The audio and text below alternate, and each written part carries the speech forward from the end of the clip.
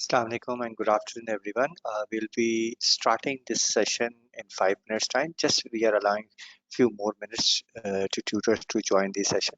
So thank you very much the tutors who have joined on time, and I request that whatever the questions you have, you can use the question panel for us, and we'll be taking all your questions during the session. Thank you very much.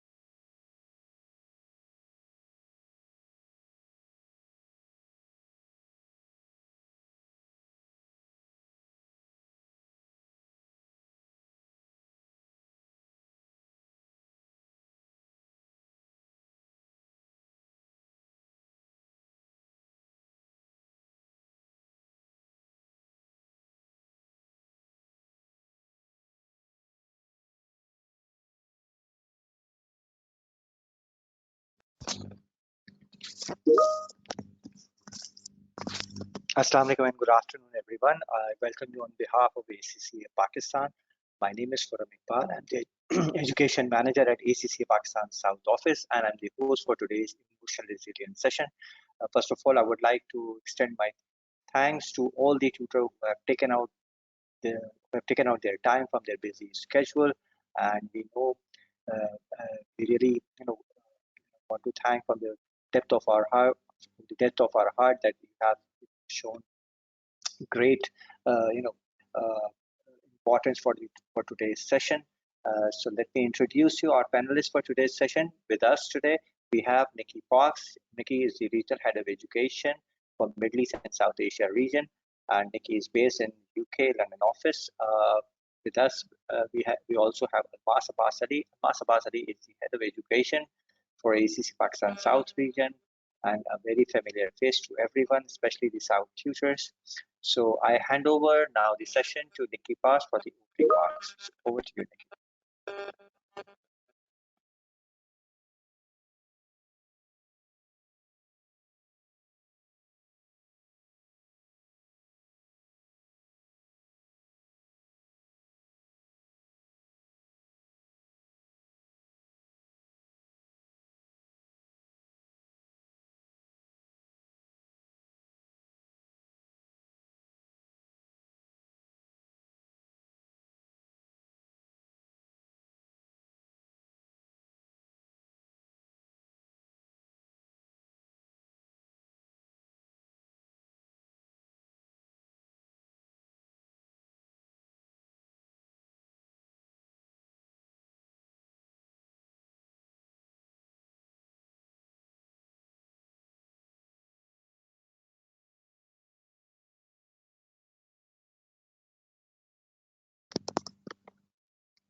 Nikki will be delivering the opening remarks in just 2 minutes. So thank you for your patience.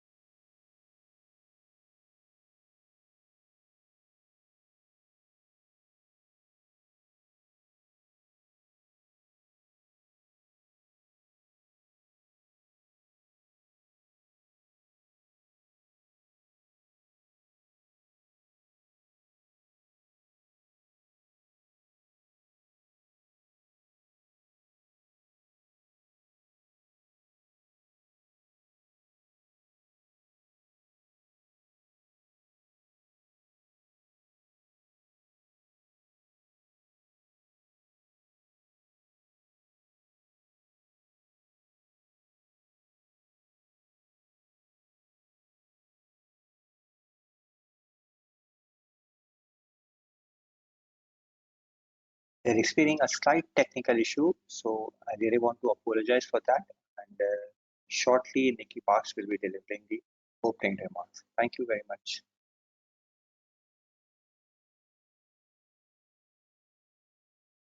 Just a housekeeping message. If you have any questions, any feedback, please use the question panel and we'll be taking your question throughout the session. Thank you very much.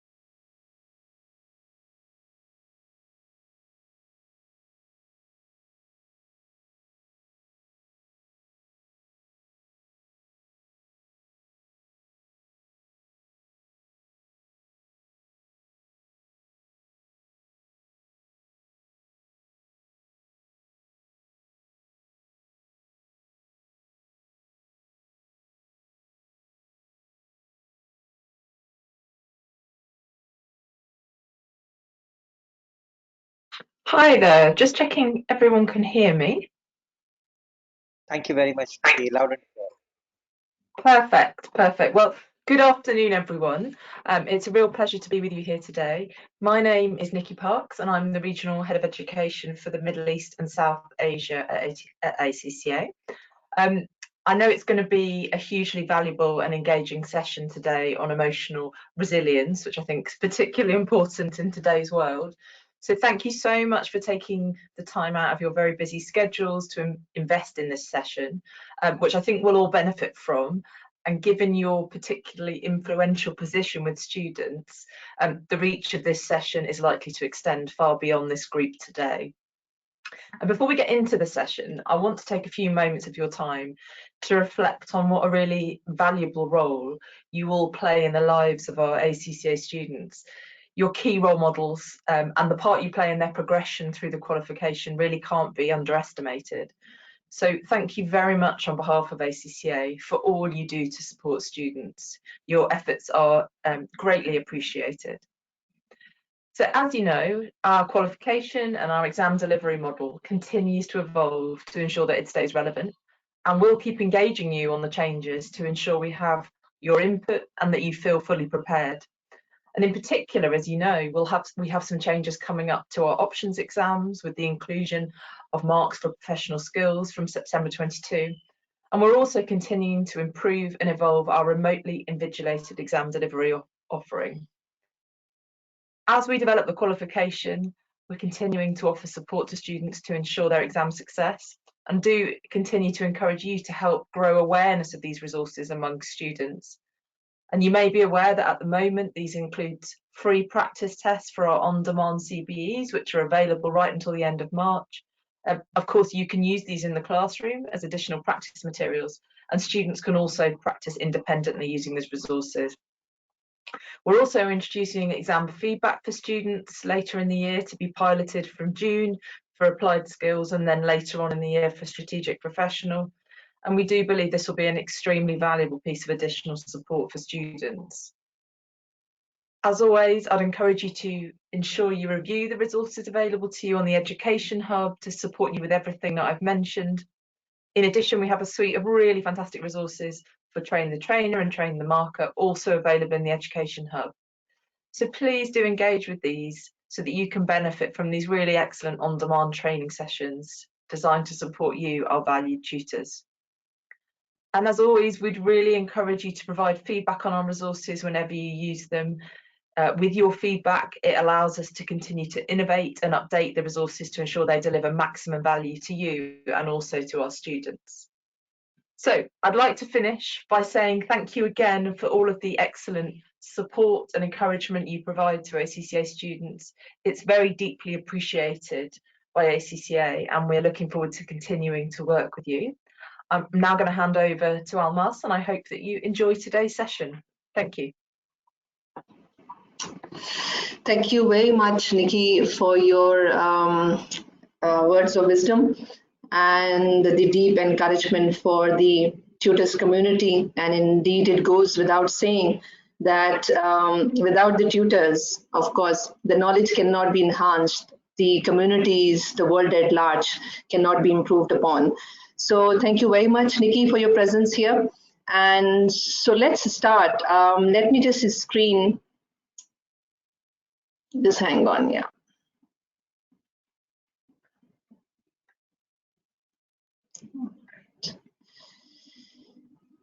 Let me just do the slideshow, and I hope you can hear me okay and see my slides. If you can write in the chat box,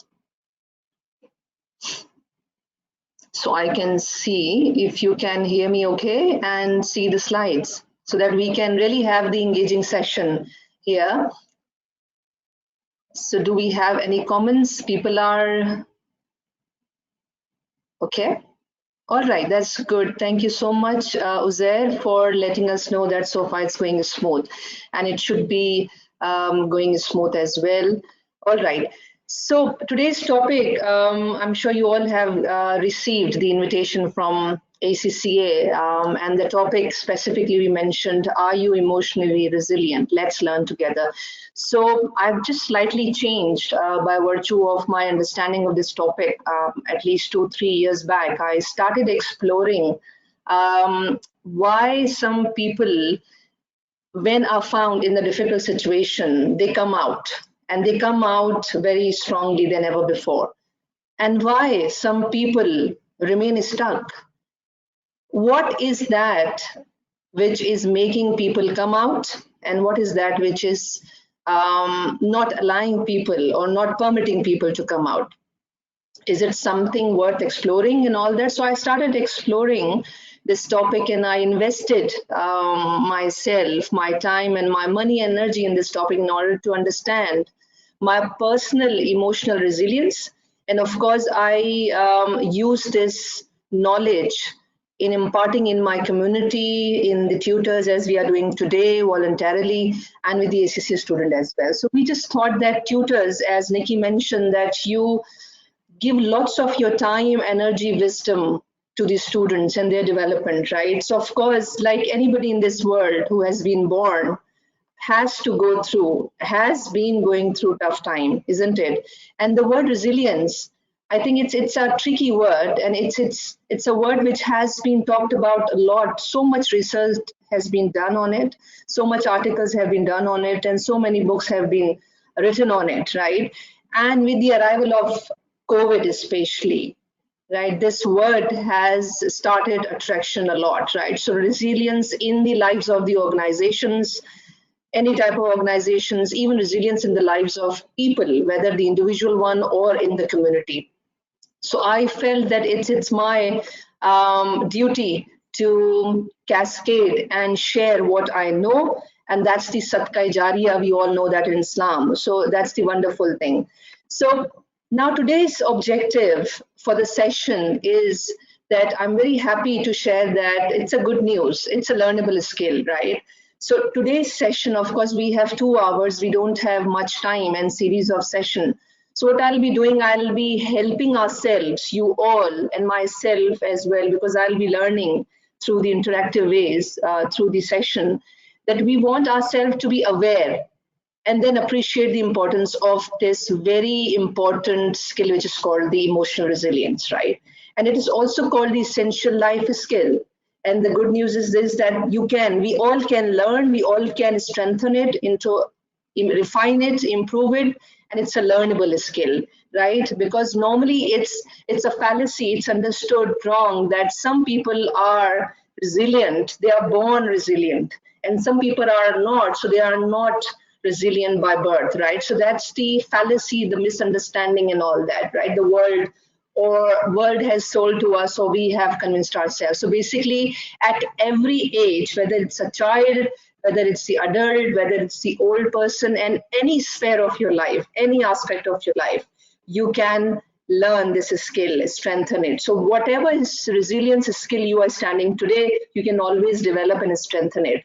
So the next objective is that to develop and strengthen your emotional resilience skill by using practical tips and techniques. So I'll be sharing a couple of important areas through which you can really intentionally, you can evaluate your mindset, you can evaluate your thinking traps which are not helpful, and how one can use that in order to change in the life. And then that also helps us to take charge, I would say rather more charge of our personal and professional life, isn't it? Because the emotional resilience, the emotional strength is importantly needed at every aspects of our life. And then I do believe, and I am a firm believer that I have seen in my life, and of course people around me, that it really helps you unlock your potential, and not only unlock it, but it really helps maximize your potential. And we all want that in our life, right? Whether in our personal life, whether in our professional life, and whether in the life for personal relationships with our kids, with our parents, with our spouses, and in the offices, wherever you work, right? You really want to maximize your potential, because everybody has been given the potential. It's just a matter of how we realize that we really want to unlock it. And those are the timings where you can really do that. So throughout this session, I would really humbly request for your reflections. Obviously, it's not carved on the stone, it's the process itself. So do share what you think, what it means for you, and what you think works for you and has been working for you. All right, so let's just start understanding what is the meaning of resilience. What keywords come to your mind when you hear about the word resilience? No right or wrong answer, so please don't shy. Just mention in the chat section, the question section, that with the word resilience, when it comes to your mind, what you think it is for you.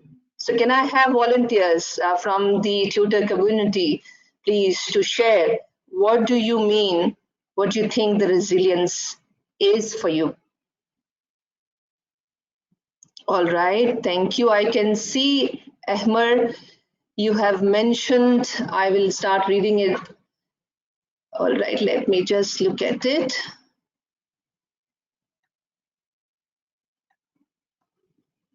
Okay, flexibility. How long can you stand? Recovery. These are the words, excellent words. Stress handling, flexibility, recovering. These are the common words. That's good. Capacity. Thank you, Ahmer. It's Hamad Server from TSA. All right, Hamad Server. Fine, that's fine because your name, Ahmed Zia, is coming. Thank you, Hamad, for the contributions and, of course, all the tutors. Continuity, mental capacity, excellent. Anybody else? Ability to change and adapt to changes. All right, this is great. Mental toughness. Yeah, this is one of the often words people do describe, like I have delivered this session to many people, so this is one of the words apart from flexibility. Ability to deal with difficulties in a flexible manner. Haris, thank you very much. Okay, wearability. All right, interesting word. And thank you very much for your understanding. And let's see what the community of psychologists, because this word resilience has basically the roots from the positive psychology, and positive psychology is the branch of overall psychology. So let's see what in the field of psychology, how this word is defined. And of course, I will also be talking about the emotional resilience and why this is important. So 3 definitions I have taken out, extracted, and want to share with you. And the very first definition, as you can read it as well, that resilience, your ability to overcome, it's an ability, right? So please focus on this word and we'll come back. Your ability to overcome, steer through, and bounce back when adversity strikes. And of course, within that adversity, just for clarity purposes, I have included the words difficult situations, unpleasant situations, right? So Karen Ravitch and Andrew Shatte, in their resilience factor article, they have mentioned this, and I'm happy to share that Karen Ravitch is one of my tutors whom I got the training on emotional resilience. So we need to focus on the word your ability, right? So ability is also the interesting word that people think that is it already there or this is something can be developed, right? So your ability, our ability to overcome and navigate through, steer through when you are stuck in a difficult situation and bounce back. You were healthy, you were active, you were steadfast, sudden you are stricken by a hard situation and where you feel that you are stuck, but what you do something in order to come out or bounce back, right? Like the elasticity, the string, right, which has the characteristics of elasticity, right? When you stretch the string, it stretches, and when you leave, it comes back to its own shape, right? So the same kind of association is attached with resilience, right? That in the time of difficult situation, whatever it may be, right, in your personal lives, in your professional life. So how you develop your skill to overcome and navigate through those difficult timings, right? So this is one definition. Now the another definition is from the American Psychological Association. I think this basically broadens the horizon of the word resilience, which is that it's a process of adapting well. So please keep the focus on the word process. Ability we discussed about in the earlier definition, then in this definition it's the process of adapting well in the face of adversity, trauma, tragedy, threats, or significant sources of stress, such as family and relationship problems, serious health problems, or workplace or financial issues and all that. It means bouncing back, right? So similar words you can find, but then of course it has been enlarged in terms of the authority, like the American Psychological Association. Now, one of my favorite definition from the University of Pennsylvania, where I got this training from Karen Revich, is that just hang on for a moment.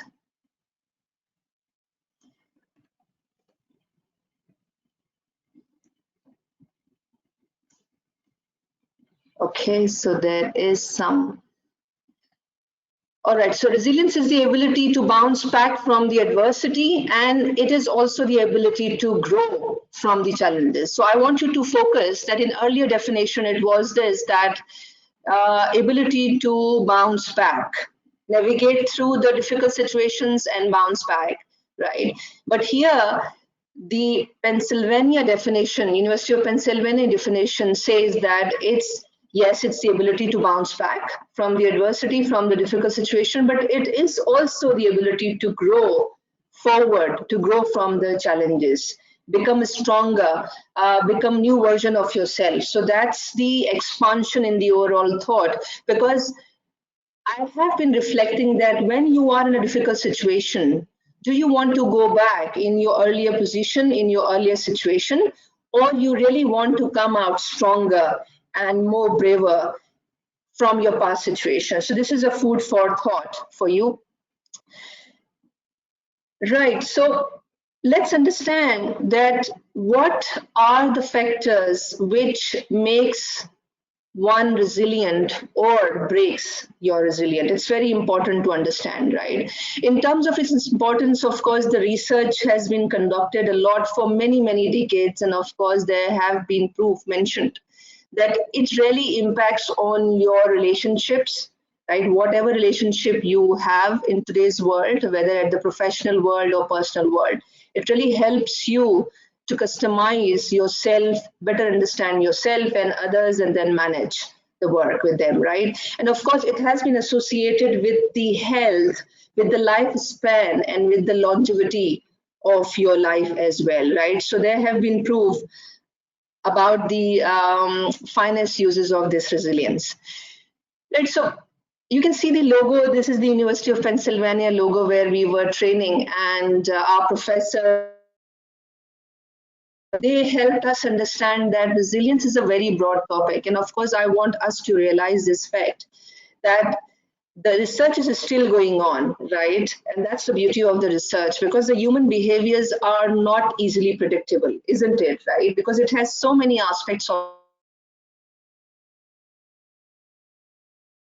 life and so many contexts we live in today's world, right? So we cannot say that one thing which makes one person resilient, the same thing is workable for other person's resilience as well, whether it's making factors or breaking factor. So basically what they have done, they have clumped those factors, which we can also call the variables, which can contribute to your resilience. They can either make it or they can break it, right, if are not taken care of on timely fashion. So for example, biology, of course, we are not going to discuss this. This is not my area where I have been training.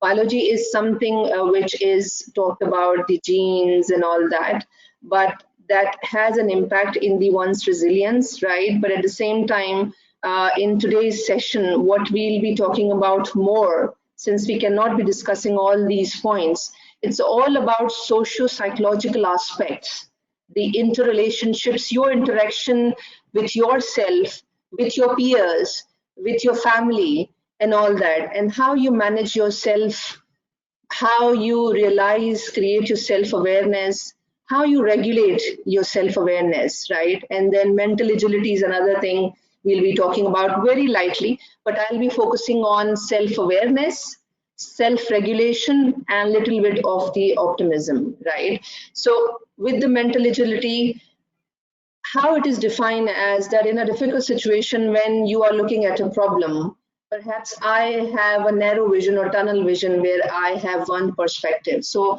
if I look at the problem from different vantage points, from different perspectives, it is suggested, it is claimed that it also helps build your resilience, your understanding, and to be able to navigate through the systems and the difficult situation you are in. Because if you have a very rigid style of perspective and you're not trying to understand the different perspectives, then of course one gets stuck in that situation.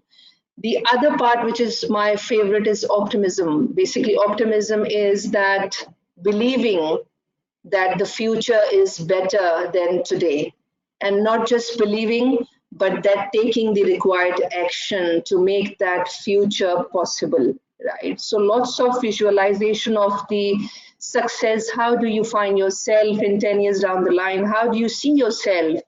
So lots of optimism has been discussed about in the research, and it really is said to help in building the strengthening the resilience one can have.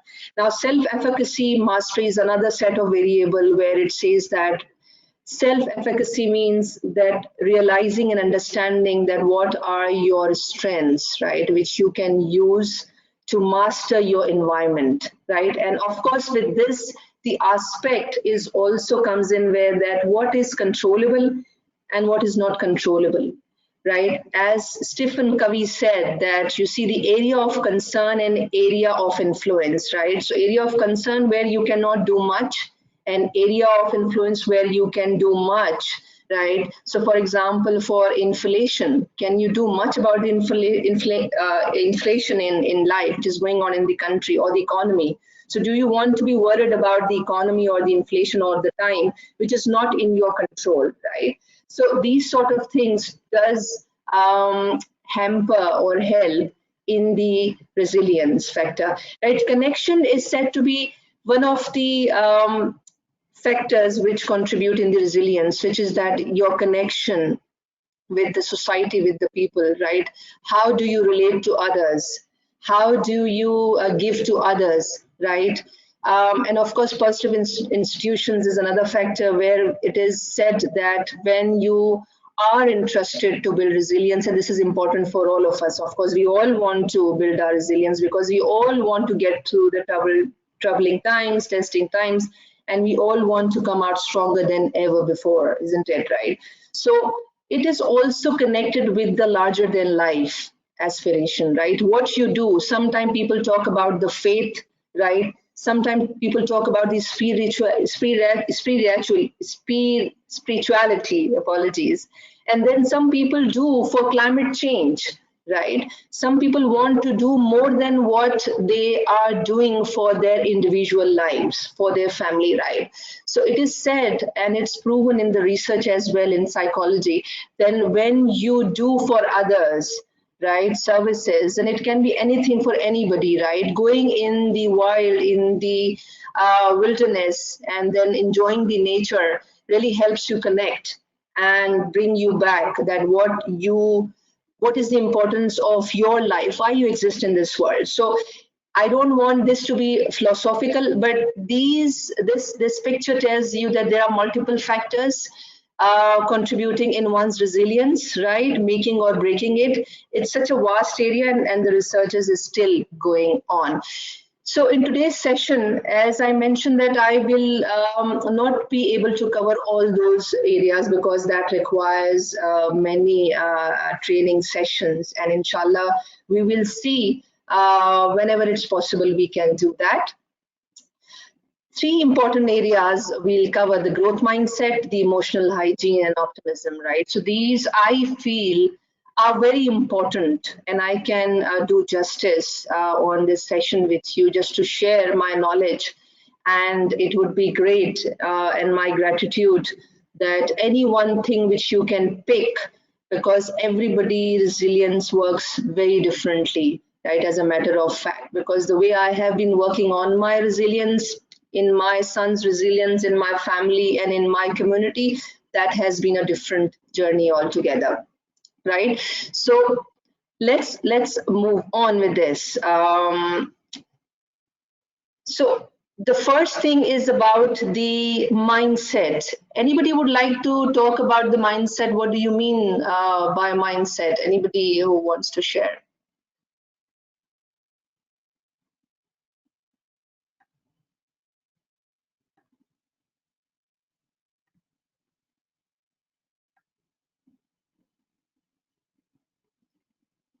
Okay, any volunteer? Frog in the well, thinking pattern, your beliefs. All right, thank you very much for the contributions. All right, so let me just share with you. So there are two types of mindsets, right? In the literature of psychology by Dr. Carol Dweck, who is the Stanford professor, University of Stanford professor. And the very much idea she wanted to explore that why children and adults like challenge and why some don't like challenge, right? What is that? So her curiosity led her to do 2 decades of the research, and her research on the mindset, basically two descriptions, two sides of the mindset, which is the growth mindset and the fixed mindset.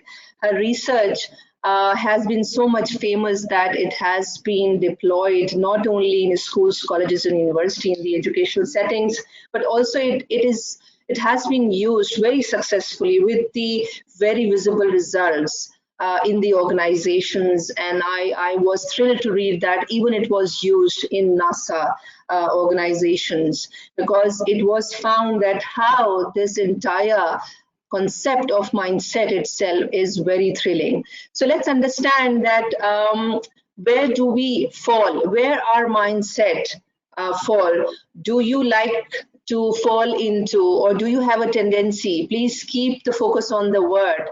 Do you feel the tendency in terms of you have a growth mindset or fixed mindset? So for that, what we'll do, we do a one small activity of poll, and I would request Khurram to help me in managing the poll. And what the poll will do, the poll will give you 5 statements. And in those 5 statements, each statement will ask you whether you agree, strongly agree, whether you disagree with those statements or strongly.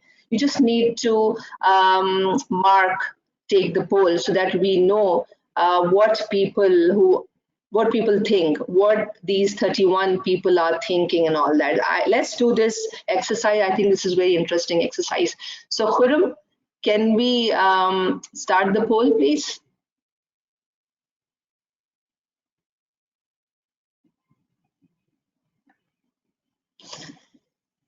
All right, so first statement is there, poll is happening. All right, I prefer to look smart in every situation and find myself constantly and never fail.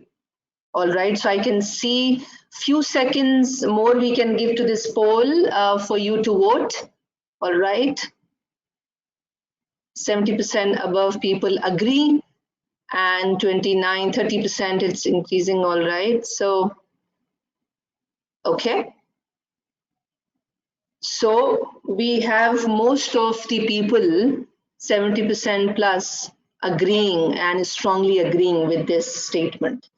So if we can close this and we can do the second one. All right. So second statement is super high performance reflects inborn gift. All right, interesting variations I can see in the poll. Thank you very much. And 45% people have voted so far. More votes are encouraged. Okay. So we can see, I think almost half, 50%, 55, 56% agree, and the remaining 42% disagree. So this is very interesting. You are making my work very interesting. Thank you very much. Third statement, if we can go to the third poll, please. Yes, thank you very much, Khurram. Third statement is that successes reflect the initiative undertaken. Let me just read it. Such as working hard and developing effective strategies. Do you agree or strongly agree, disagree, strongly disagree? Okay, thank you very much. So far, most of the people are agreeing and strongly agreeing.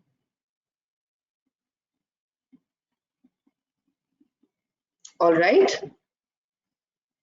Okay, so thank you very much. Let's move on. No one has disagreed or strongly disagreed with this.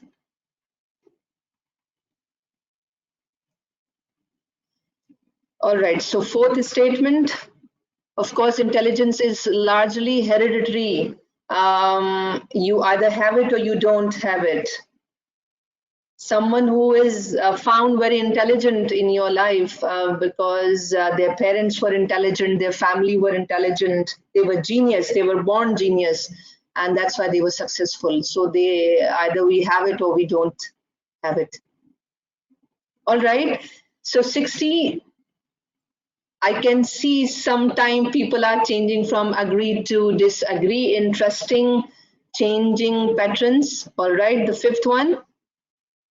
It is useful to reflect on how I cultivated my abilities that I previously did not possess.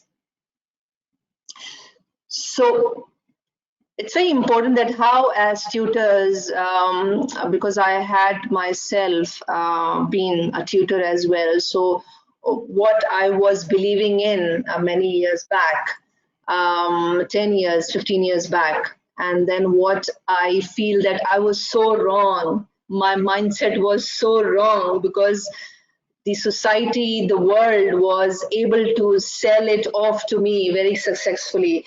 But as the experience went on, I was more experienced, and then I realized that it's better to be lesser wrong than more wrong, right? So thank you very much for your contributions and lots of interesting voting pattern, agreeing with and disagreeing with and all that. It's very interesting. So now it's very important why we are doing this, right? These are just the 5 statements. Of course, these 5 statements do not reflect all of your life, all aspects of your life, isn't it? Because our lives have so many aspects that we are still exploring it, right? We are still managing aspects because when you were young, when you were teenagers, right? I don't know if there is any teenager teacher, which I don't think so. But then how you have developed yourself, how you have changed yourself. I'm not talking about the physiology, like how you look and all that, right? But how you have changed yourself, because that's a process, right? So now I just want to humbly share that, we need to look for the tendency, that what is the tendency, or you are more inclined to think, to believe in certain aspect of your life, right? So the first statement was, if I go back, and I hope you can see the slide, that I prefer to look smart in every situation and find myself constantly and never fail, right? So as per the psychology, this falls into the category of fixed mindset, right? Now, this is talking about the tendency. If you are someone, if we are someone who feel that I want to look smart in every situation and I never fail, is it really possible? Just think about it. Is it just our wish, or we really want to look like this? And I think naturally people want to look smart in most of the situation. They would want to, but is it possible? So the idea I want to sell here, right? When we agree with something, does it really matter, or is it because I think in a specific way? Does it create a problem in my life where I am in a very difficult and different situation? Then what would I feel, right? So second statement we talked about, super high performance reflect inborn gift, right? My son really likes MJ, Michael Jordan. I'm sure, like all of you, especially you see males, they like sports very much. Females do as well, but in the world of basketball and all that, right? Michael Jordan is very famous. And I was going through his biography and all that, where we have felt that what he has been able to achieve the success, and he himself says that it was not because that he was genius. It's just a matter of hard work, the immense hard work, the immense training, the right training on the right time he invested in himself, right? But at the same time, he also has shared, which I also, my son even shares with me, that 900 shots he missed, where the many investors who really invested loads, millions, billions of on his game to win, to get the profit, and he was unable to win at the same time. The same Michael Jordan, right? So I think, and I do believe that this association of believing that super high performance is coming from your genes, from your by birth capability or law, that science has proven that it's a fallacy. It does not hold true. At the third statement, so the second statement falls into the fixed mindset, right? So tendency to think that I can only work better or create better results if I am genius, or if because my friend is genius, that's why he's able to get this much success and I can't. So the third statement, successes reflect the initiatives undertaken as working hard and developing effective strategies. And I could see that people have agreed to it. The way this statement is phrased, it makes people agree to this. And this falls into the growth mindset. And I think that's the key, that's the important starting step, where you feel that what you are inclined to think most of the time in your certain aspects of life, right? So fourth statement was, of course, intelligence is largely genetics, heredity, either you have it or not have. I'm sure every one of us, I'm sure, must have heard some where in our life, a society telling us, maybe our parents, neighbors, or the relatives, that, you know, look at that genius person. He is by birth very genius. I'm sure you must have all heard about it, right? But then this statement is the tendency which keeps it into the domain of fixed mindset, right? Because it does not helps you to move away, because you have a very firm belief, and especially those who have strongly agree with that notion, then of course there is a sign and clue that one needs to start moving on. And this one fifth statement is a growth is catering to the growth mindset, because it's asking us to reflect, and there is a usefulness in reflecting that how I have been able to how I've been able to succeed in my life. What did I do exactly? What strategies I used exactly, which has helped me to reach to this situation or the condition which I did not possess earlier. Any skill, as a matter of fact, right? Okay, so any interesting comments? Anybody wants to share any comments here? I just want to understand if you find any interesting comments.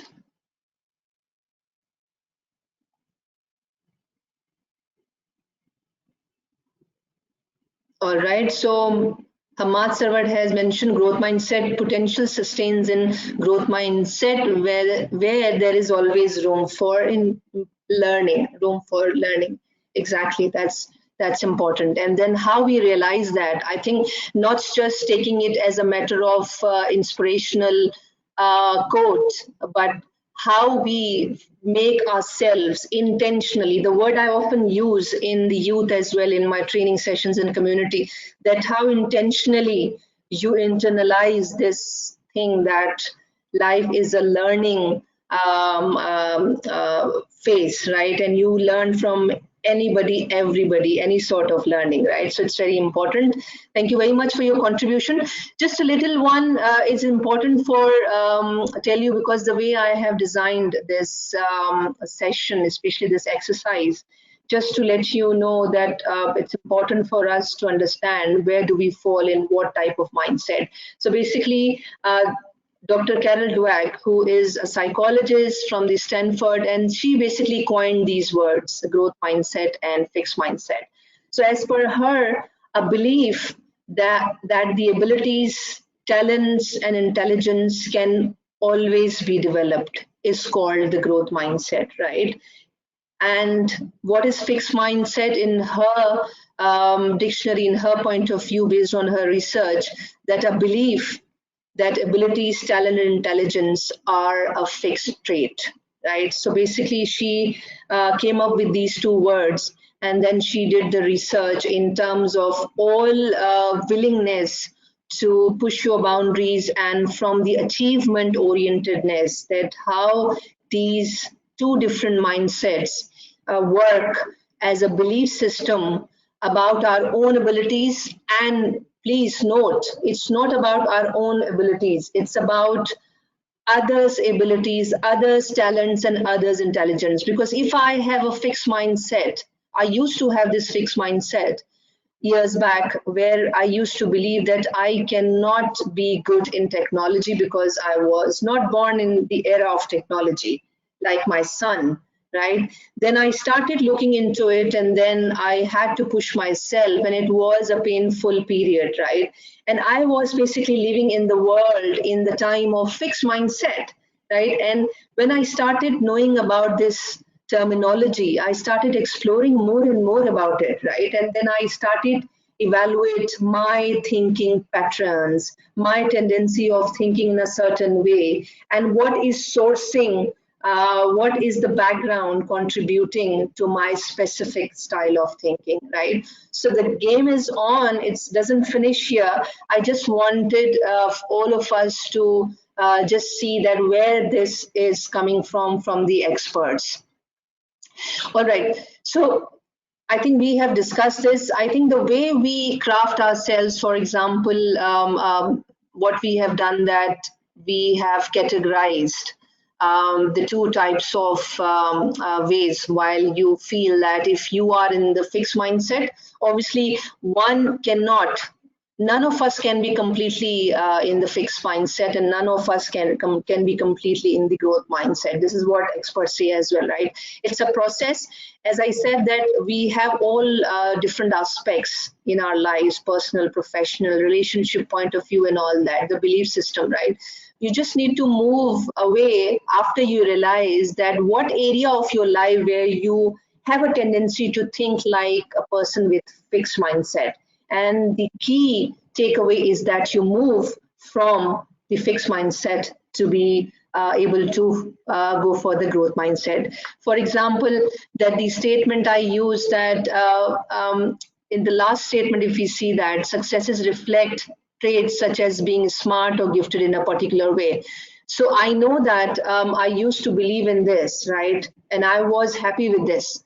I didn't mind that, you see, I was called a fixed mindset, because I had been believing this, that if you are smart, but then nobody told me that you can be smart if you are not smart, right? So in all the circumstances, I cannot be smart, right? But since I have bought this from the world, that mujhe har halat mein smart lagna hai, right? Whether I know anything or I don't know anything about it, right? Just portraying myself to be smart, right? So that gave me lots of trouble, lots of anxiety, lots of pain and all that, right? And the moment you start thinking that it's okay, that you cannot be smart in all the situations, right?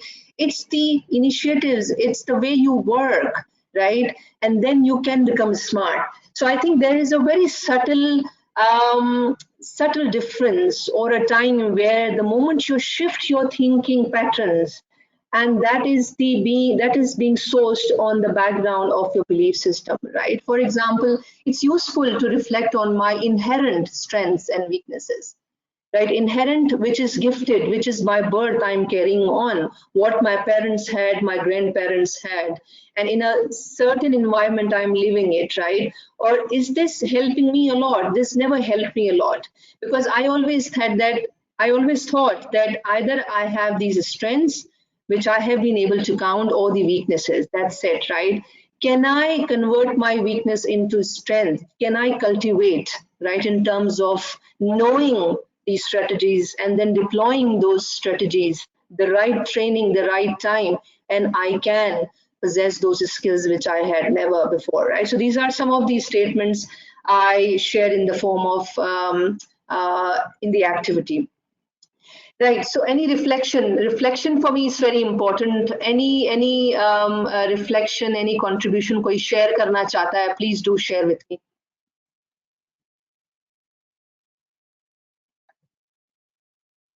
I will be using Urdu language as well. I know it's important. Any thoughts, any insights, any surprises you noticed? Any surprise आपको लगा हो and you felt that you know that and all that?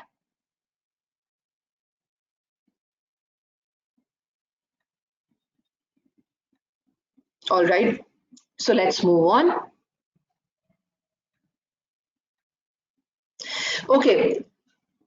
All right, there is one, okay, I would like to completely agree and also observe such matter in students. Mohammad Mushtaba, thank you very much to have brought in this point.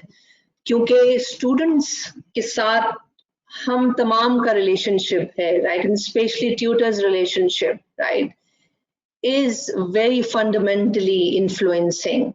And I'm sure by way of this session, it's really, you see, it would be wonderful where you can really help student to really help them understand their mindset. And of course, if there are some parents, some tutors who are the parents, आपके बच्चों की life में भी, children की life में भी आपने ये देखा होगा कि for example, if I can say this, that when I was young, when I was very young and small, if I got this type of comment that Almas, you are genius, and you always have done wonders and all that, because I used to get the good grades in academia and all that, right?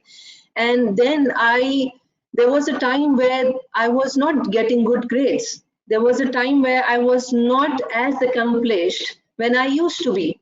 And then all those compliments, what made me believe that I would always master my environment, I would always be smart, and then sometimes I had to you see, be diplomatic and all that, right? And then I realized that was painful. And it really helped me to start shifting my mindset and have a different perspective. So, and that's why what I do in my life, with my son, I do not appraise, or I do not praise him by using the word that you are genius, you are intelligent and all that. But I praise him on the type of effort. In fact, before the type, on the effort. Has he made any effort, right? Because I want him to believe that if he put the effort, right, if he deploy the right strategies, then of course he can master the environment and he can be successful, right? So the moment I became aware of it, right, then I stopped praising children in my family the way I used to do it and the way I used to get the praises for myself, because that really shifted your belief system. And then when you are stuck in a situation where you cannot perform well, and those are the realities of the life, because you will get the situations in life where those will not be the old situations, right? There'll be new situations, and some situations come uninvited, right? And those situations demand new skill set, and these skill set can only be developed if your mindset is changed, right? So let's understand that how we evaluate our mindset, right? Now we know about there are two types of mindset. There are different types have been discussed, but I think the authentic psychologist, Dr. Dweck, I mentioned it. But apart from definition and understanding of these two types, it's very important for us to evaluate our mindset. And as I am doing it for these years as well for myself, and still working on it, because sometimes I do fall myself into the fixed mindset. So I really evaluate and take the feedback. So it's very important for us, and it's one of the key takeaways from this meeting, I believe, for all of us is this, that we evaluate our mindsets, which category I fall in. So let's see this. Now, there are 5 areas in the middle I've mentioned, in the area of skills, in the areas of challenges, in the areas of efforts, in the areas of feedback, and in the areas of setbacks, right? So I felt that in this limited time we have, I would just take these and let's explore how can we evaluate our mindset, right? For example, in the area of skills, whether you want to learn a new language, whether you want to, and with that I mean that koi bhi language ho sakti hai, in terms of the programming language, in terms of the language, when you want to speak any other language apart from Urdu, English, another language and all, right? Or in terms of any other skill where it's part of your goal, okay? And if you are someone who feel that my friend can build this skill because he's a genius, he's born with it, right? Or are you someone who feel that if he can do it, I can do it as well, right? Are you someone who feel that I can do it, although it's very much difficult, it's painful, but I can do it? So see the tendency, see the subtle cues, signals in your thinking pattern.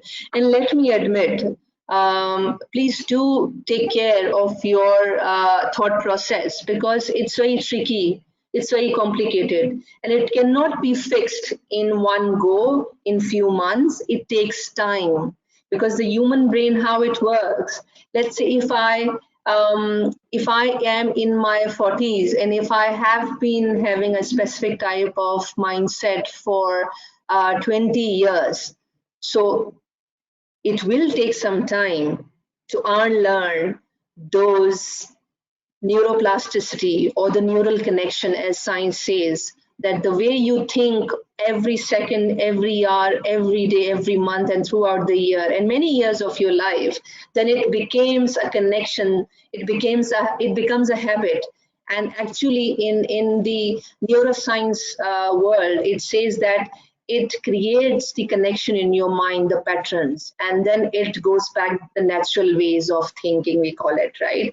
So if you are someone, for example, who face any type of challenge, are you someone who would want to avoid, right? Or you feel that I don't have the skill, I lack this and I will give up very easily, right? Or you are someone who would embrace, who would feel that, you know, this is an excellent opportunity. It's very challenging situation, it's painful, I don't know the answer for it, but I can know about it, right? And I need to work on it. I need to seek the right training. I need to seek the right, you see, people to help me in this. Are you someone thinking in this way? If you are thinking in this way, that you avoid the challenges, right? Whatever the challenges you have in your life, right? Then, for example, there is a tendency you think like a fixed mindset. And if you are falling into the green zone, that you have a tendency to think like a growth mindset, right? And efforts, right? For example, I talked about the value of the efforts, right? Everybody understands that. But are you someone who has a tendency to think that, I mean, why should I make an effort? I mean, I'm happy with it, right? Of course, you need to realize the stage where you want to achieve, and based on the goal and all that, right? So I think effort is such an interesting arena where people say this, that you know, if you don't do anything, for example, every single day, any work you do which is seemingly unimportant to you, but it is making a change in yourself, right? Everybody requires effort, right? And then and I think, for example, in the weight loss, if people want to lose their weight, right, and if they already feel that people in the area have not been able to reduce their weight and all that, and if you are someone who feel that, you know, I can't do it because other have not been able to do it, right, and I'm not doing anything in order to make it possible, right, because you if cannot make your habits on daily basis, if you cannot do anything which is related to your lifestyle, with your eating habits, with your exercise and all that, right? Of course, you will not be able to do that, right? So same goes for feedback, right? Are you someone who feels defensive and you take it personal? For example, you feel that this, if it's a solicited feedback, of course, if it's a constructive feedback, or are you someone who feels that yes, the feedback is a gift, I can see it's useful for me and what I can extract, and perhaps I can identify the areas and I can improve my self in those areas where the feedback is given. So see the tendency where you often I'm using the word, and most of the time you carry which style of thinking, right? Either you are thinking in these areas of fixed mindset or the growth mindset. And the game, in the same way, when you face any setback, any negative event and all that, small or big and all, right? Do you blame others? For example, politics is to blame, the weather is to blame, the traffic is to blame, and all that. Are you someone who get discouraged very easily on small things, and it is your tendency, right? Or are you someone that you feel that it's a process and I can be out on it? It's just a single moment cannot define my future life to be in the same way as you were talking about the optimism, right? So okay, so let's now understand the other aspect. And I think this is one of my favorite areas. We were talking about the factors contributing the resilience, right? So apart from the growth mindset, the emotional hygiene is so much underrated area.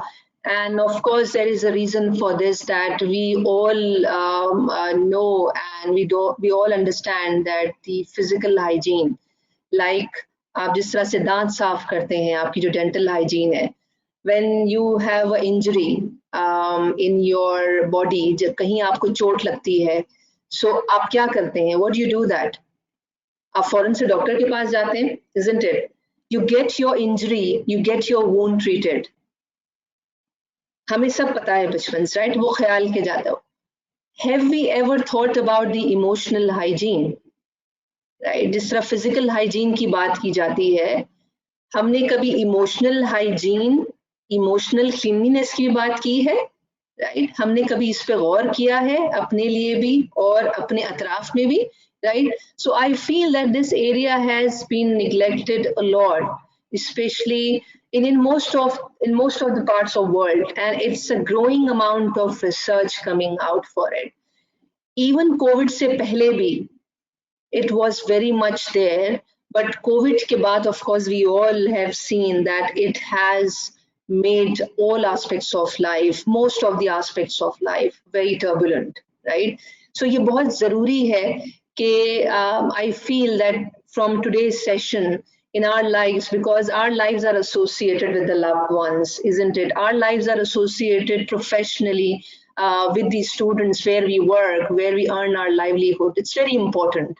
Right so मैं ये जरूर चाहूंगी कि इसकी importance को हम समझें, at the same time हम इसको कैसे मैनेज करते हैं इसको भी हम समझें, right? So what is emotional hygiene? It's very important to first know from the experts point of view and all that, which is that you be mindful of our psychological health, right? And adopting brief daily habits to monitor and address psychological wounds or situations when we sustain them. So Guy Winch is the psychologist. He has a PhD in that, and then he has YouTube videos as well, and very fantastic. Of course, you are encouraged to go on और उसको explore करें YouTube के अंदर, आपको बहुत सारा इस पे रिसर्च मिल जाएगी, एंड 15 मिनट 10 मिनट वीडियोस हैं जो आपको हेल्प करेंगी. So the idea is for us to all start taking care, and when you are able to start taking care, when you have the awareness. जब आपको awareness नहीं होगी, then obviously आपका attention उस तरफ नहीं जाएगा, isn't it? It's a very logical thing to do. So Now what experts say, ठीक है, emotional hygiene like physical hygiene is important. बल्कि आजकल ये कहा जा रहा है कि emotional hygiene is more important right than ever before, because physical hygiene का तो आपको पता है, because you have been doing it since the childhood. हमें स्कूल में भी बताया जाता है, हमें घरों में भी बताया जाता है, but emotional hygiene के बारे में नहीं बताया जाता है. People don't talk about it, and I'm not talking about those people who have been certified by the doctors that they need the therapies. That's a very different set of category where people need the experts' help, right? But then in our own lives, right, we do have the emotional ups and downs, right? Because we cannot say that हम सब की life एक linear pattern पे चल रही है कि जहाँ पे हमें कोई तकलीफ नहीं हुई है, कोई हार्डशिप्स नहीं हुई है. The loved ones have passed as well, right? So different degrees of hardships, difficult experiences. It could be financial as well. It could be relationship as well. So it's very important just to mind and be careful and create that awareness within yourself. So there are 4 simple step strategies. I'm calling it simple, but obviously consciously, attentively, you start understanding yourself and deploying these things.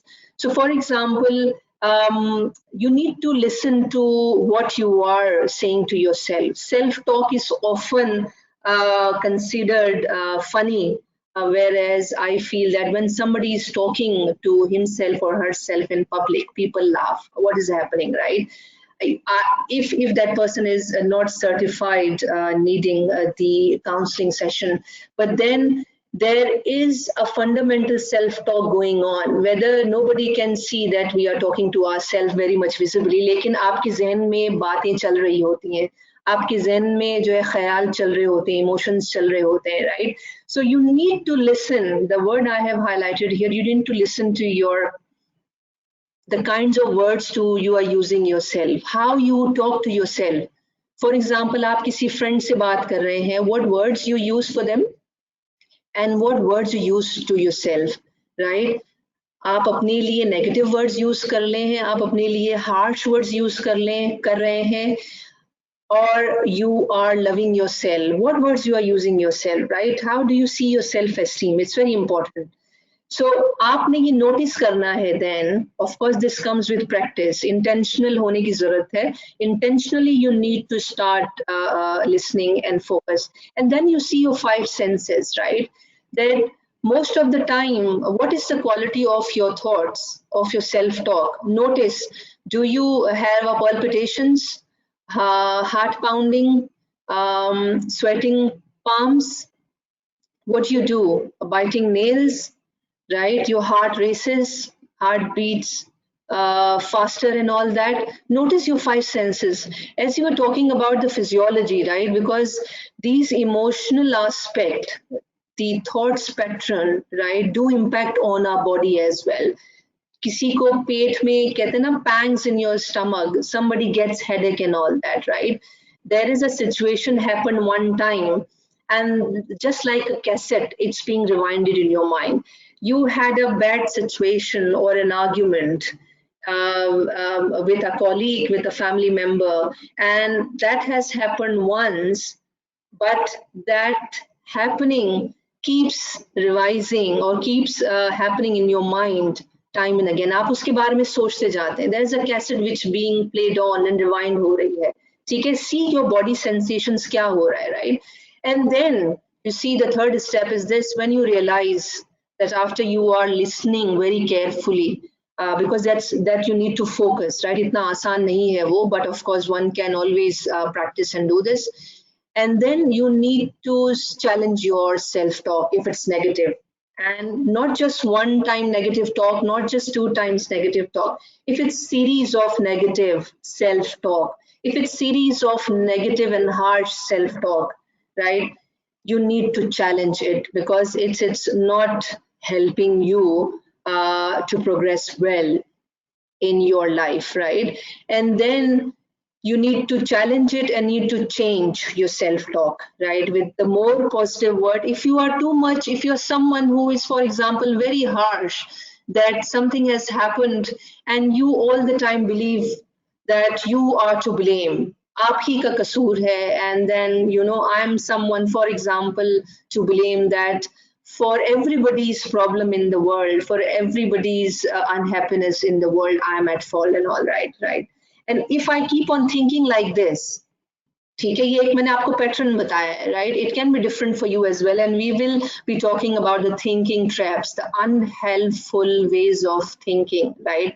How it changes our biology and how it impacts our productivity, how it impacts the way we talk to the people and deal our life, and especially the challenges, right? So we really need to attentively, consciously, intentionally focus on these 4 points. So I think more I would focus on these thinking traps. And when I was being trained on this emotional hygiene, and when I also give back in my community, share this understanding, which is to do with bringing clarity in people's life, right? Because sometimes we feel as human beings that only I am going through, right? And I have seen that how people, once they are aware, they can really start taking the responsibility of taking actions in their own life, making their life little bit brighter every day,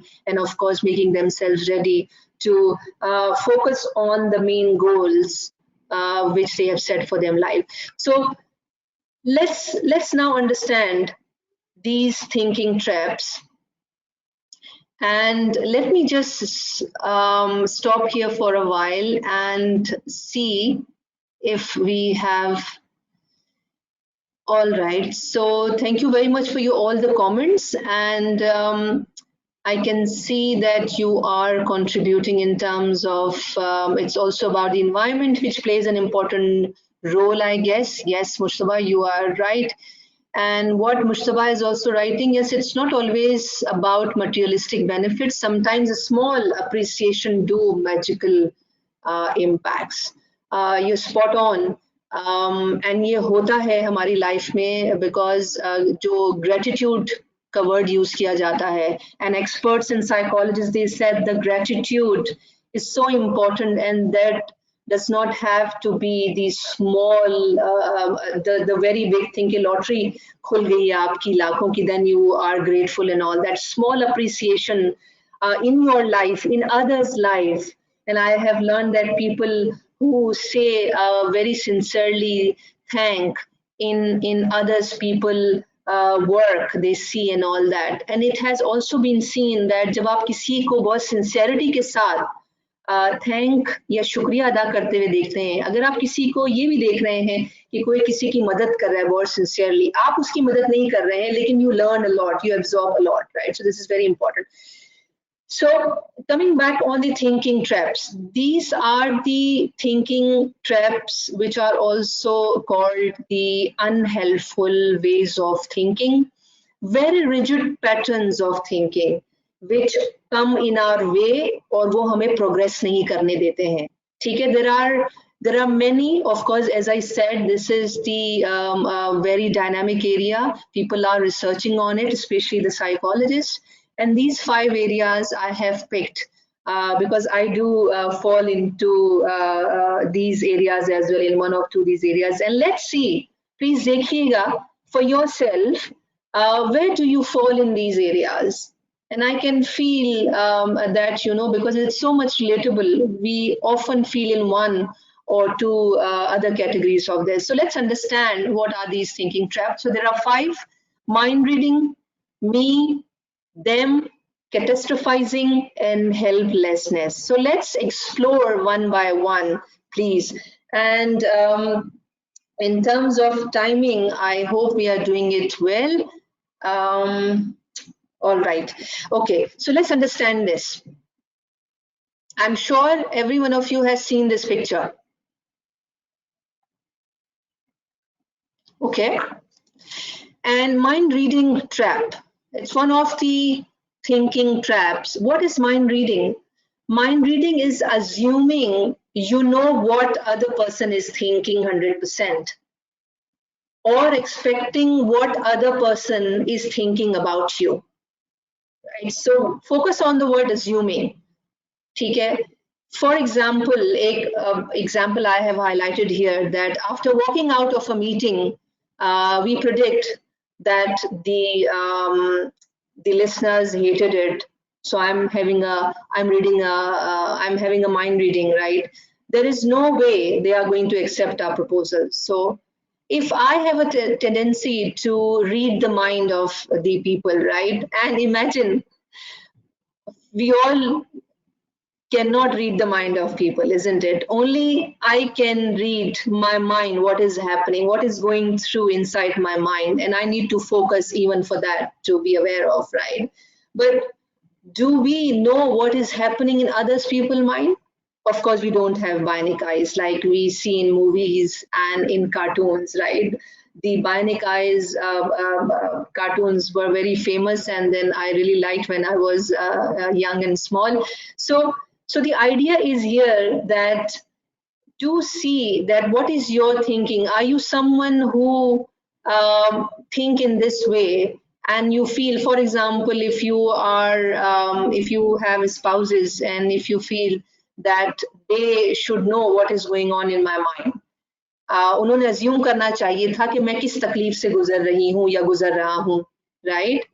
And ऐसा होता है, I'm sure होता है. It happens with me when I expect my husband to know automatically. I'm assuming that he should expect what I'm thinking, right? Why I'm not so in mood today to serve the food, for example, right? So it's a funny example I'm giving, but at the same time, do we assume? Are you someone who assume that from people that you expect them, they should know what is happening in your mind? So now I want you to connect that what happens if we fall into this type of thinking trap, that we assume most of the time that people should know what I am thinking in my mind. Then what does it happen? What is the effect? I want you to please connect with this. What is the outcome? What is the effect of this? It blocks the communication. How? Because I'm not asking, and I'm not telling that person, right? I'm not expressing my emotion. How do I expect that this सामने वाला बंदा समझ लेगा कि मैं क्या feel कर रही हूँ if I am not communicating, if I am not expressing, if I am not sharing? So what is happening? As a result of this negative thinking trap thought, the communication is blocked. It impacts negatively on the relationship, right? Whether it's the office, whether at your personal life, and miscommunication, ठीक है? Where you feel that मैं ये expect कर रही थी कि आपको समझ जाना चाहिए what I was going through without saying, right? So it's funny, but it happens. So please do keep a note and do think through that. Are you someone who falls into it? All right, me trap. So this is the second type of me trap, right? Now, what is this? Me trap is that you believe that you are the sole cause of every setback or most of the setback, problem, and unhappiness in your life. Are you someone? And focus on the word sole cause, right? And I do feel that based on my interaction in the youth, we have been able to figure it out. And it does happen, right? So the two examples we have seen in students' life that, for example, if I get a B minus on my exam in my assignment, so I mutter in my brain that I'm such an idiot, I'm not good at it all, right? And I cannot be good on it, right? Because this type of thinking is making me what? Now, please do connect with the outcome and effects it's creating in your physical health, in your emotional health, right? And then the other example is important that, for example, our spouse doesn't immediately say hello. For example, you are entering into a house and she or he does not say hello to you when you get home. And you are thinking in your mind that she must be upset for something because of me. Does it happen? It has happened with me a couple of times, right?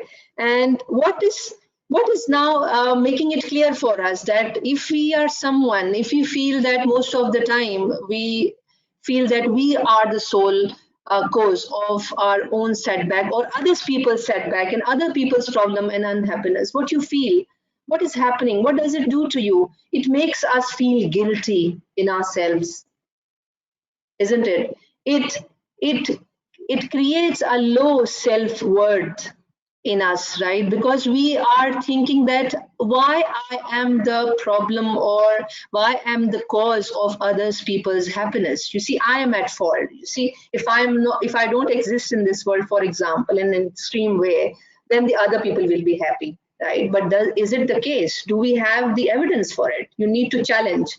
In the earlier slides, I was mentioning that आपको challenge करना है. And of course, most of the accountants, they do love to see the evidence, isn't it? Right? So, like in emotional health ke hawale se, it's important that you figure it out, right? Feeling down is another a negative impact on it, and of course, the relationship, right? So, are you someone, again, see the clue, what is your tendency? Do you fall into this? Now, them trap, right? What is them trap? Like it's the opposite of me trap, right?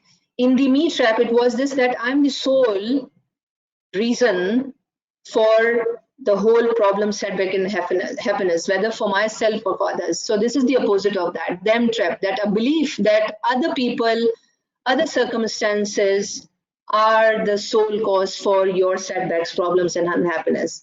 Politics सही नहीं है, weather ठीक नहीं है, traffic ठीक नहीं है, right? And all other sorts of problems, right? For example, you get negative feedback on a project. This example may be not relevant to everybody, but I'm trying to make it clear that it can be anything in your, you see, based on your circumstances and expertise you have. So, for example, you get negative feedback on a project and thoughts come in your mind, right? I have done my work, but still got this type of feedback. Can they not see how much I put my hours into my work? I had family issues, my kids were sick, I don't deserve this, right? So are you someone who think that, you know, no matter I do, I'm not responsible, the rest of the world is responsible, right? So what is this your tendency? Is this your frequency of thinking like this? So which means that you seem to be trapped in this type of them thought, right? Now, please link it with the effects and outcomes. When you think like this continuously or most of the time, it makes us anger. It makes us angry, it makes us aggressive, which means that repeated thinking like this makes us over angry, over aggressive. It leads us to lose our temper, and it also leads us to lack of the focus because we are very much angry, we are very much aggressive. So, of course, our entire thought and attention is on the sole cause, which is the external environment, right? There could be external environment. I'm not saying that external environments are not there, but then when you are focusing completely, you are holding complete responsibility or giving responsibility to the external environment, which means that you are not taking the responsibility yourself, isn't it? I have not mentioned it here, but the other effects, negative effects, is because you start not taking the responsibility, the ownership, where you can do the areas which you have the control over, right? And this man with the burning fire, right? The fourth trap is the catastrophizing trap, right? Catastrophizing is word I think can be used interchangeably, the exaggeration, right? Imagining that the worst type of scenario, worst case scenario, it may not happen and it will not happen. There is no evidence, but suddenly you start painting a picture of doom and gloom, right? For example, with grades like this, if I have gotten not good grades, right, then a thought comes in my mind, maybe in the minds of students, and even if any one of you are studying and all that, I'm not even going to be able to apply to dual degree program I want. And if I cannot apply to the dual degree program I want, I'm not going to have the skills I need to get a job that I want. And the other thought is that I'm going to be stuck in some miserable job doing something I don't even want to do for the rest of my life, for my entire life. Now, catastrophizing is that when you have a negative event, so that's one of negative event, for example, and you start painting a picture that it is going to impact your entire life, your all aspects of life. This is called a catastrophizing trap, right? Now, please, I want you to link this the dangerous thought with the effect, what effects it creates in our body. If we are catastrophizing most of the time, right, then we become extremely anxious, right, and sometimes we feel headache. People have reported that they have shortness of breath, right? They lack the focus, they feel energy drained because you are very much focusing on all areas of life to be doomed, whereas you are not focusing on the likelihood of its happening, right? It's just a way that is there and consume your energy. Now, this is the last thinking trap. And let me just see how we are doing with the time, 4:32. This is the last one, and I just added the word. It's basically the helplessness trap, but I also call it the hopelessness trap. Now, this is a belief that when a negative event is happening in your life, which is going to impact all areas of your life, and you have no control. I have no control over it. Bad things are here to stay. Now, this is a differentiating point from the earlier one, that in this thinking trap, a person feels because he believes, please focus on this, because he or she believes that bad things are here to stay, and I can't change the situation, right? For example, there are two colleagues in the project, and they say like this, for example, they have a fight, they don't get along, and they feel that we are oil and water. People don't change. We are stuck.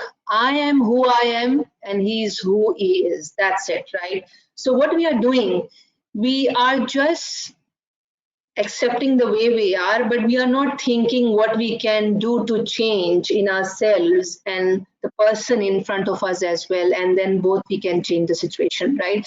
And this is my favorite example, and I can relate to it as well a lot. For example, a man got his medical report and got diagnosed with heart disease, or that person is very upset. Definitely वो upsetting news है, painful news है, ये खुशी की बात नहीं है. And then the kind of thoughts, for example, is coming in the mind, someone who is thinking like this with a trap, that this heart related issues run in my family. They were there in my grandparents' family, and my father has had this issue as well.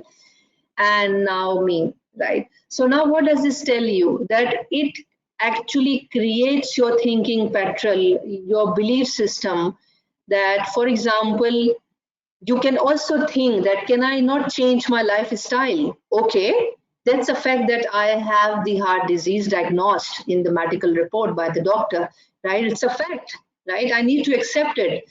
But can I just be thinking like this most of the time?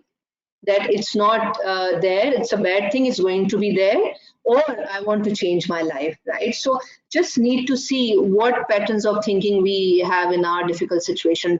So what does it do? See the impact. It makes us demotivated. When we continuously think like this, right, it makes us passive. It makes us, you see, we get withdrawn because we believe that we cannot do much about it, right? The person like with the heart disease, if he's not going for a walk, if he's not taking care of his right meal, right? If he's eating lots of greasy food, if he's not taking care of his weight and other areas of his health, which doctors has advised not to do that, which means that he's giving up, right? And that's why it's called the helplessness and hopelessness trap. And it really depletes your energy because you are focusing on what is gone wrong, but you are not focusing on what you can do right, how you can make it right, right? So these are the thinking traps, right? So lots of things you have heard from myself. It's one way I realized this is a practice time. It's very important. It will just take few minutes, 2 to 3 minutes. And there are 3 things you need to do. And I really want your active contribution. What we have discussed in terms of 5 different thinking traps. इसमें हम ये करते हैं, 3 चीजें करते हैं. पहली चीज जो आपने करनी है, मैंने 5 सिचुएशंस दी हैं यहाँ पे, 5 सिनेरियोज देनी है. इसमें आप एक पिक कर लें, कोई भी सिनेरियो पिक कर लें. देन उसमें आपने ये करना है, जो 5 थिंकिंग ट्रैप्स हैं उसके बारे में आप सोचें और वो किस तरह के थॉट्स जनरेट कर रहे हैं, ठीक है. और फिर आपने आइडेंटिफाई करना है how would you feel and आपका रिएक्शन क्या होगा and how it will affect your physiology, means your body. We were talking about that heart pounding, sweating palms, headache, pangs in the stomach and all that. Is it clear? I hope it's clear.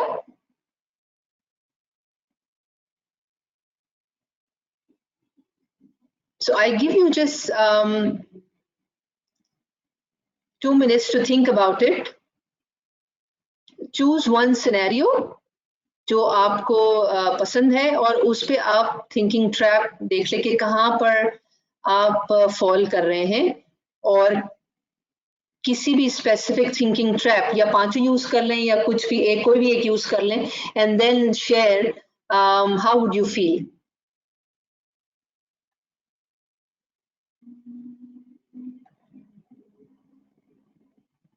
I will I've just closed my camera for a while. Just give yourself some thought on your selected scenario. I hope you have selected one. And see what thoughts you will generate based on these traps, thinking traps we call.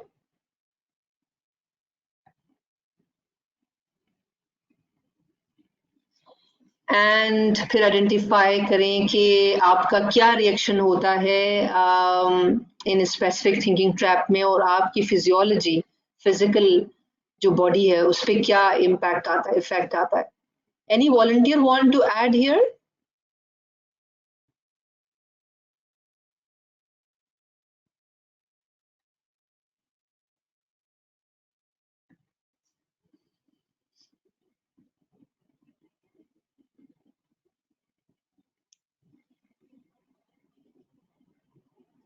So let's wait for 1 more minute.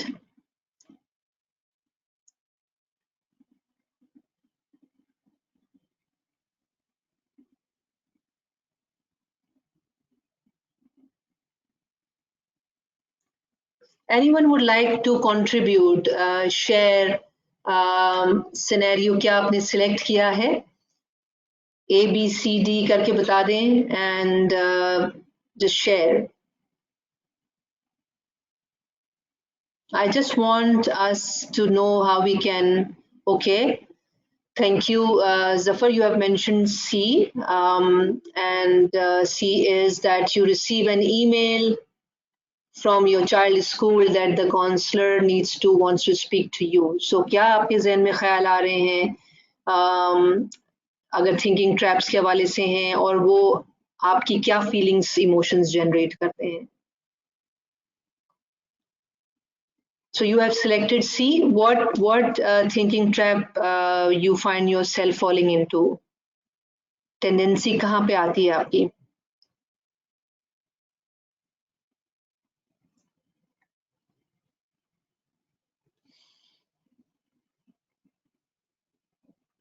All right. Mind reading, आपने बताया mind reading हो रही है और what thoughts are there? Okay. और आपकी physiology पे क्या impact हो रहा होता है? Okay, I feel frustrated that my son has definitely done something wrong, right?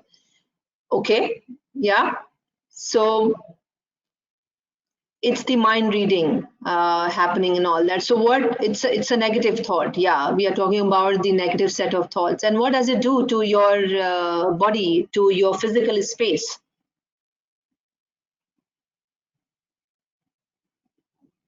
Okay, it makes you angry. Okay, it generates anger. Since you are thinking, now see this, because you have started reading the mind. You have just received an email. It could have been the good news from your child, you see, but our minds, the human brains, you see, and this is proven in the neuroscience, right, which is a huge field still being worked on. ये proven है कि हमारा mind जो है फौरन से negative चीजों की तरफ जाना शुरू कर देता है और obviously as you mentioned very rightly that there is no description, कोई evidence ही नहीं है, आपके स्कूल से कुछ नहीं लिखा हुआ कि जी ये प्रॉब्लम है और ये प्रॉब्लम है और हम इसको डिस्कस कर, nothing is there, it's just a call, right?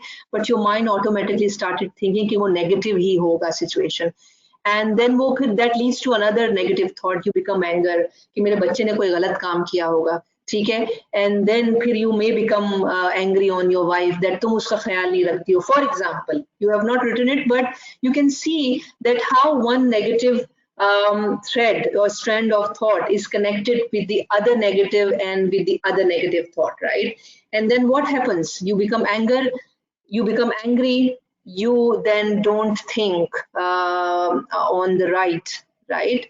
You're not focusing, you're not channelizing your energies because ज़्यादा आपका पूरा का पूरा focus किस में है? Negative thought में गिरफ्तार हो गया हुआ है.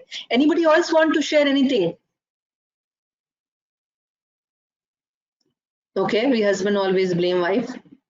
So I think the key is that would you start blaming or taking the responsibility and start not blaming your spouses. So the key, I think, apart from joke, but that's the reality as well. I think these are the important areas, and the purpose of this exercise is that इसमें बड़ा consciously आपको time देने की ज़रूरत होती है, and I'm not suggesting at all that it's easily doable, right? And yes, this is reality, is just consciously asking us to put our time to think about it. It's a deep thought, and of course it's a troublesome as well, it's painful because it also tells us about our own problems, about our lackings, हमारी inability show हो जाती है, सामने आ जाती है, ठीक है? So it's this very much painful, but at the end of the day, the results, the outcome, the actual outcome, right, is that when you want to have the excellent mutual good relationship, right, whether it's relationship with the student, whether with the spouses, whether with the co-worker and all that. So these thinking traps have been found proven that they remain in the process, right? And sometimes हमें नहीं पता चलता, इसलिए I'm using the word very consciously, very intentionally. We need to focus on this. So thank you so much for your contribution for this. But ये exercise आप घर पे भी कर सकते हैं, इसको अपने siblings के साथ कर सकते हैं, अपने students के साथ कर सकते हैं, अपने co-workers के साथ कर सकते हैं, right? Okay, so we have some more feedback. Let me just read it. Okay, no feedback is there, and no question is there. All right, so reflections, any further reflections? If you want to share any thoughts you want to share, please do share here as well. So now, last but not the least, I want you to, you see, promise yourself, of course, you can do it if you want to do it. And just the benefit out of today's session, what one thing you will want to start doing, or what one thing you will want to start changing based on your emotional resilience, based on your style of thinking, based on your belief system. So keep in your mind that the kinds of set of beliefs we have, it impacts on our thinking, and thinking impacts on our attitudes, and then it impacts on our actions, on our behaviors. ये चारों चीजें intertwined है, इसमें बहुत एक गहरा ताल्लुक है. So जिस तरह से आप दरख्त की मिसाल ले लें कि आपकी दरख्त की जड़ें आपको नजर नहीं आती, that's all underground, right? But you can see the stem, उसका तना, उसकी शाखें, उसके flowers, and वो आप देख सकते हैं, right? Mindset and belief system भी वही चीज है कि इमोशनल रेजिलियंस की जब हम बात करते हैं कि ये इतने डीप डाउन होते हैं, ये इतने strongly held, and specially for strongly held beliefs for anything, right, whether it's about intelligence, whether it's about any area of your life, about जैसे हमने बात की एफर्ट के हवाले से, स्किल सेट के हवाले से, फीडबैक के हवाले से, सेटबैक के हवाले से, ठीक है। सो ये इतनी डीप डाउन है, लाइक दोस ट्री रूट्स, ठीक है, जो आपको नजर नहीं आती, लेकिन जो तनावर दरख्त बनता है या कमजोर दरख्त बनता है, राइट, वो उसी वजह से ही होता है। So it's so deep down ingrained there, क्योंकि वो नजर नहीं आता, ठीक है, बट उसकी अहमियत बहुत ज्यादा होती है। And if we consciously intentionally work on this, since now we have been able to create some awareness on it, so it really helps us moving in the required direction. It will be difficult, nobody is saying it is going to be very good. अक्सर programme से कहा जाता है don't worry about it, it's easy, but it's difficult because human emotions are difficult, human thinking, belief systems are difficult, right, and mainly because it has taken many years. Maybe we live in that contextual reality. It has taken the setup of the mind, right, वो wires बन गई हैं, neural connections बन गए हैं, वो एक आपकी आदत बन गई है, ठीक है, so you need to definitely unlearn that, right. Last but not the least, ACCA's well-being resources, ACCA has provided it, and this is the link. If you can just write in Google ACCA's well-being resources, ये mainly resources students के point of view से दिया हुआ है, well-being hub create किया हुआ है, mental health के हवाले से, lifestyle के हवाले से and all that, because आपको पता है कि students also face difficulties, sometimes they fail, sometimes they get lower marks, not what they think they should have and all that, so it's very important. So by virtue of your learning, you can basically you see pass on this learning as I am passing on this learning to you. So with this, I just want to share this last quote which you can read, and I really like this, where Richard Ross said that when you engage in positive self-talk, you learn to think like an optimist. As an optimist, you will be able to visualize more options and solutions to your problems, right? So positive thinking helps you to think of more solutions, right? Simple words mein. And then your problem solving abilities will improve. You will be less prone to defeat. So the game is, the key learning is that the problems, the hardships, the hard realities will come in our life, and it will come sometimes without announcement, without invitation. That's the beauty of the life.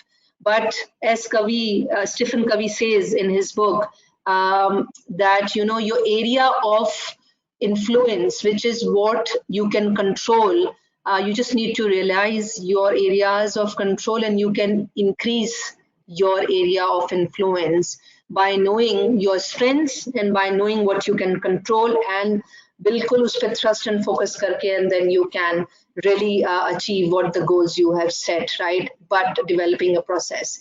So with this, I thank you very much for your time, and let me see if there is any question, Khurram, for us. Thank you, Safar. You find the quote nicer one.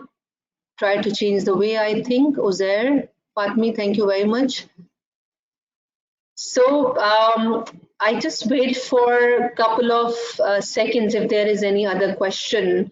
If not, then obviously I wish you all the very best, and I hope that you find the session helpful. I believe so. And any single takeaway you take in your life and start thinking, start exploring it about, and you can bring in the change. It's very much possible. It's not going to be the easy journey, of course, believe me, because the moment I started doing it for myself, it was a painful period. But the rewards, the result I was able to reap, it's fantastic, it's marvelous, it's very rewarding. And sometimes you just want to bring in the peace and clarity in your life.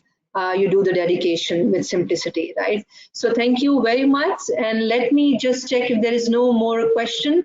We can then conclude it. So thank you very much once again for your time.